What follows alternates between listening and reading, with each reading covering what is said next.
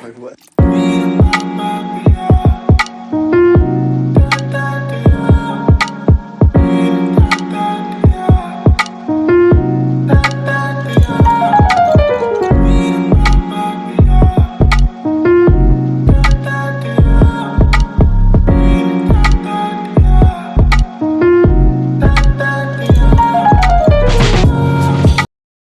ভবিষ্যতের কথা চিন্তা করে কাজটা শুরু করে দিলাম।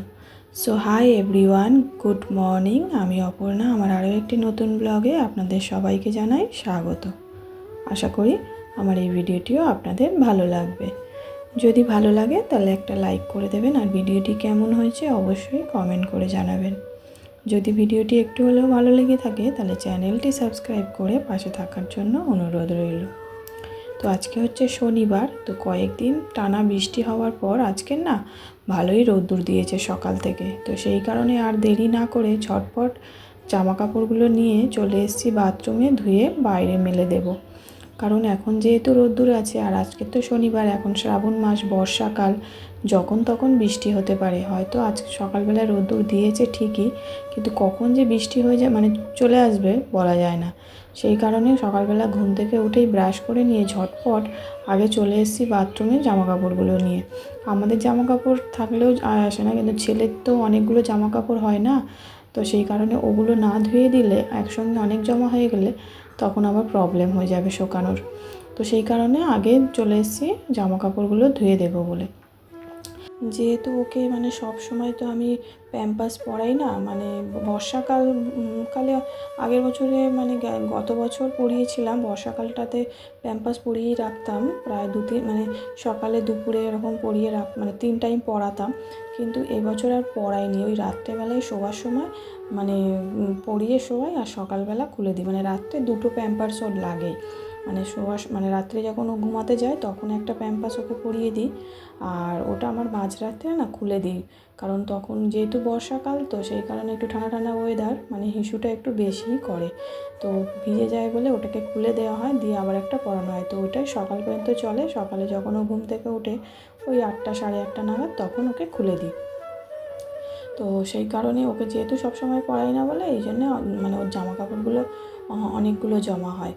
তো আগের দিনে জামা কাপড় মানে কাচা ধোয়া করতে পারিনি, কারণ সকাল থেকেই বৃষ্টি নেমেছিল অঝোরে, মানে বৃষ্টি থামার নামই নিচ্ছিল না। ওই বিকালের দিকে গিয়ে বৃষ্টিটা একটু থেমেছিল, কিন্তু বিকালে স্নান টান করা হয়ে গেছে বলে আর ইচ্ছা করছিল না, সেই কারণে আর ধুইনি, রেখে দিয়েছিলাম।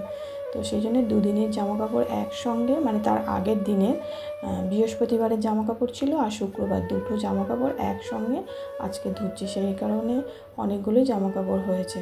তো এখন যেহেতু বাইরে রোদ্দুর আছে, দিয়ে দিলে হয়তো তাড়াতাড়ি শুকিয়ে যাবে, কিন্তু বর্ষাকাল তো কখন বলতে কখন বৃষ্টি চলে আসে বলা যায় না। তো যাই হোক, ওদিকে জামা কাপড়গুলো ধুয়ে আমি মেলে দিয়েছি বাইরে, আর এখন প্রায় ওই 9টার মতো বাজে। ছেলে উঠে পড়েছে, তো ওর খাবার রেডি করছি, ওকে খাওয়াবো 9:30 নাগাদ, 9:30 10টা নাগাদ ওকে খাওয়াবো।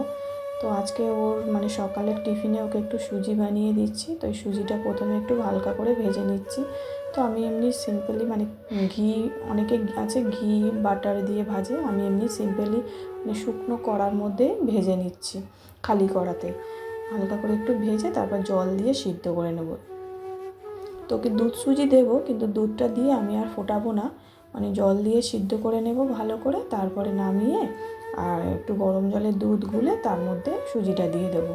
আবার মিষ্টি না হলে তো খাবেন না মহারাজ, তো সেই কারণে একটু মিষ্টিও আমি দিয়ে দিয়েছি, মিষ্টি হওয়ার জন্য অল্প পরিমাণে দিয়েছি। নুনটা আমি ইউজ করি না, আর আমি দেখেছি যে আমার ছেলে মানে নুন জিনিসটা খেতে চায় না নুন হলে, তো সেই কারণে মানে নুনটা ওকে দিই না, খুবই কম দিই।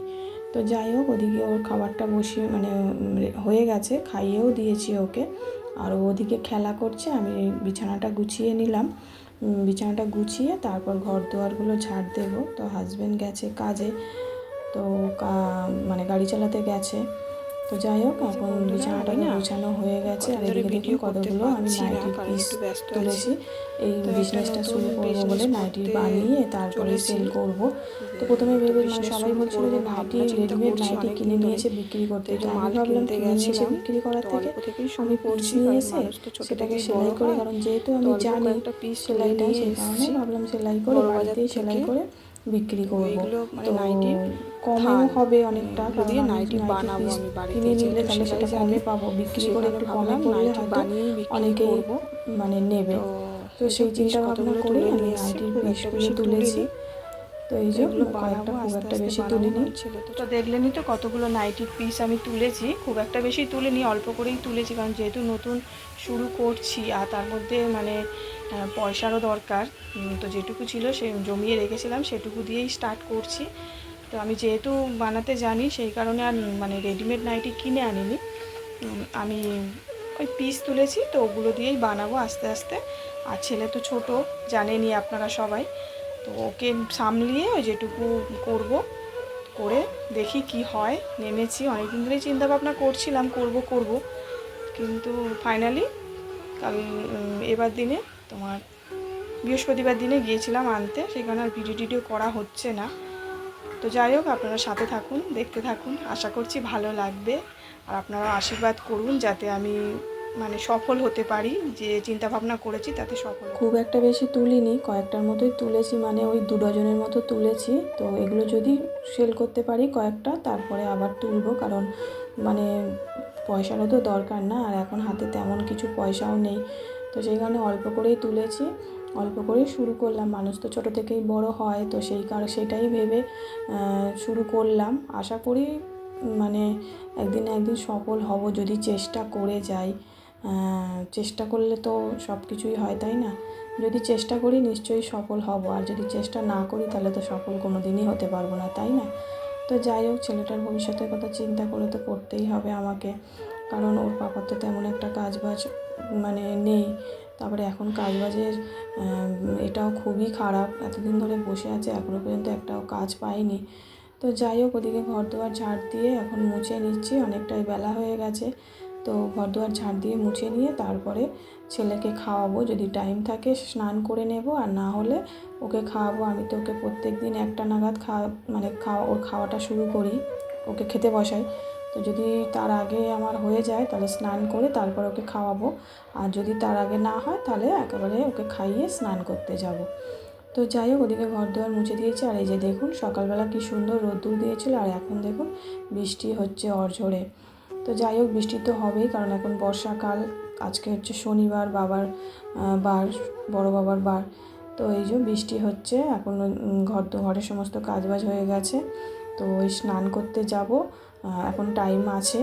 তো মানে 1টা বাজেনি, 12:30টার মতো বাজে। তো ওই স্নান টান করে তারপরে ছেলেকে খাওয়াবো, আর এদিকে বৃষ্টি হচ্ছে, আকাশের অবস্থা খুবই খারাপ। তো যাই হোক বন্ধুরা, ভিডিওটা এখানে শেষ করছি। আপনারা সবাই ভালো থাকবেন, সুস্থ থাকবেন।